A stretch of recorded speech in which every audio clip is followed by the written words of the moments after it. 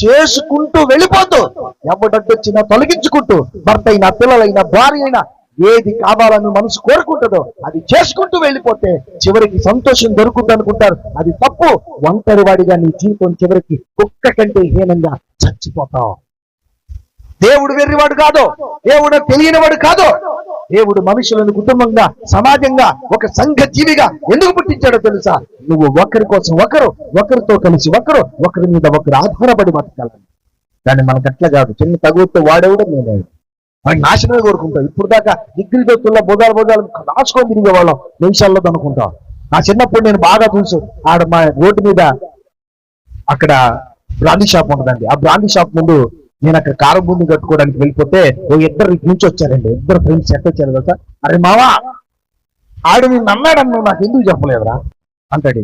మామ అంటాడు. ఈ పిల్లనిచ్చిన మావో లేకపోతే ఈ దాటి పిల్లని చూస్తున్నాడు. మావా నువ్వు నాకు ఎందుకు చెప్పలేదురా? అరే పానీ నేను ఊరుకోను, నువ్వు ఊరుకున్నా నేను ఊరుకోను. ఆడు నిన్నంత మాట అంటే ఎందుకు ఊరుకున్నావు మావా? వాడు తలకైన అడిగి పక్కన పెట్టేవాడిని మావా అన్నది.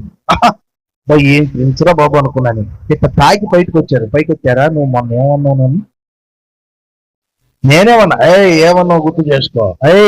నేనేమన్నా